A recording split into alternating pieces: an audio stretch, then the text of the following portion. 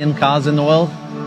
So if we all go electric, $50,000 for an electric car, that's $50 trillion. Then you got to deliver energy and electricity to each car. It's a massive change. Yeah. Alternatively, why don't we just change the fuel?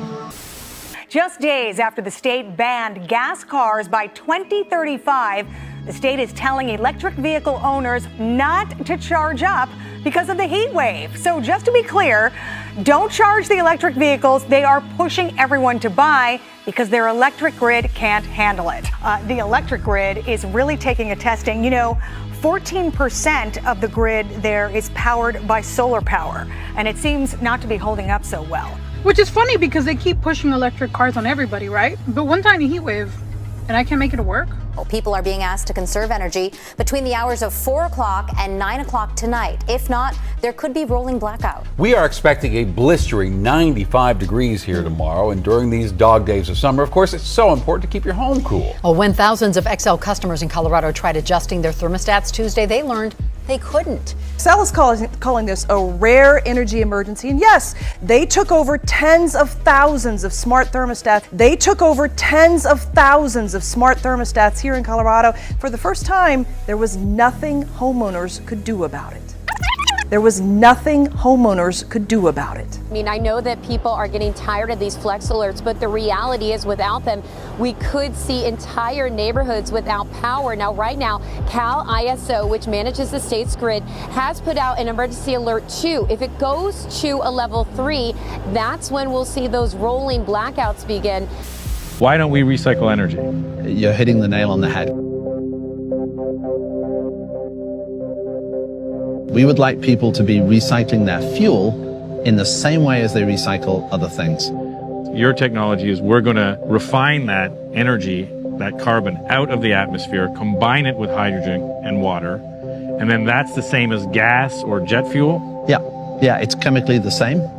No pollutants. So, for example, our diesel burns completely clean. None of that black smoke you see from trucks when they go up hills. Right. Completely clean. But yeah, it's chemically identical. Everything here is a working model, full process working, and we are capturing CO2 from the atmosphere right here. Think of it as like a big cooling tower. Large fan, the fan draws the CO2 in, chemical reaction, and we capture the CO2. Wouldn't there be more carbon to capture by dirty, naughty factories? No, it's uniformly distributed. So we could put one of these plants in the middle of Beijing, or we could put it in the middle of the Sahara Desert. You would capture the same amount of atmospheric CO2. So we as a species have put it in, so we as a species should be taking it out. Well, that's our choice, but I think we have to, or find somewhere else to live. This is the fuel that we make. It looks exactly the same as any other fuel. Right. It's very, very high chemical performance. Right. Higher performance fuel than the stuff you buy at the pumps today.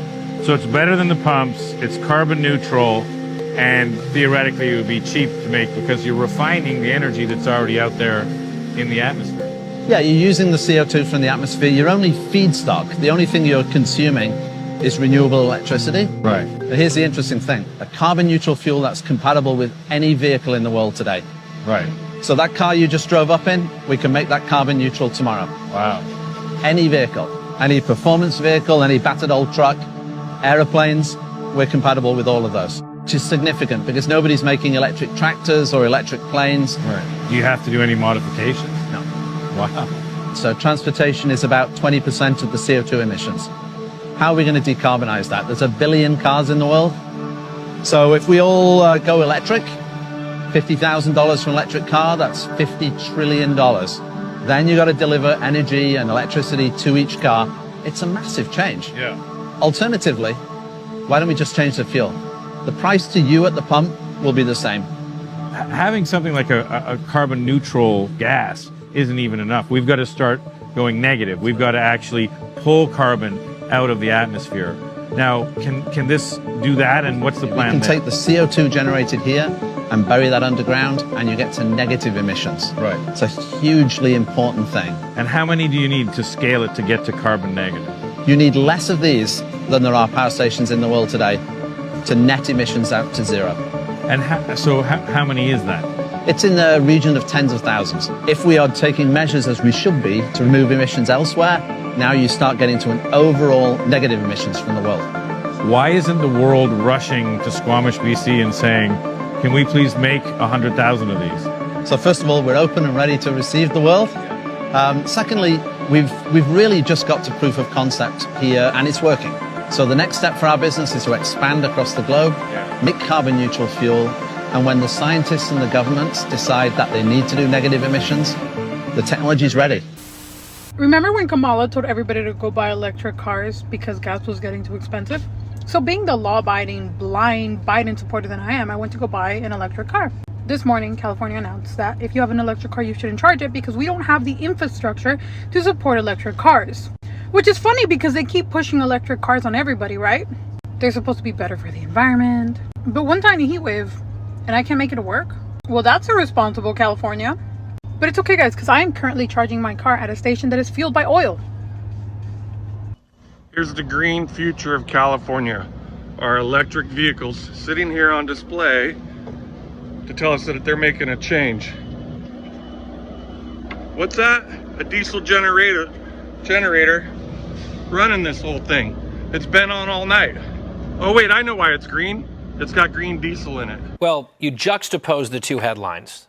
What they just passed, this requirement by 2035, no more cars powered by fuel.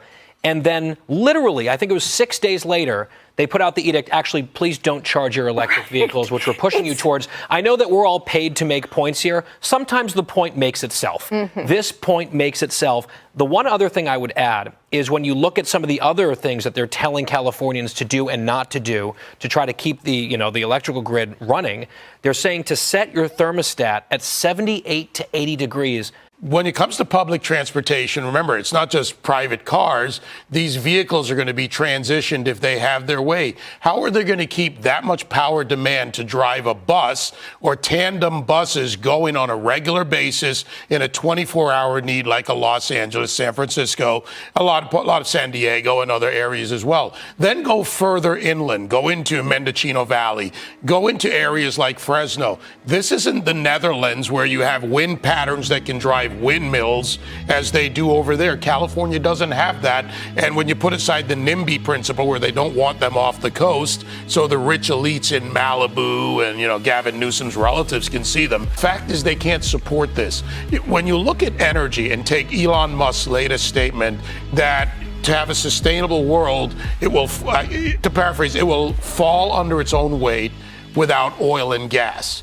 That is simply fact. And you need oil and gas to make parts for those electric cars, fossil fuels and all the components of petroleum, the rubber, the various sealants, the various lubricants.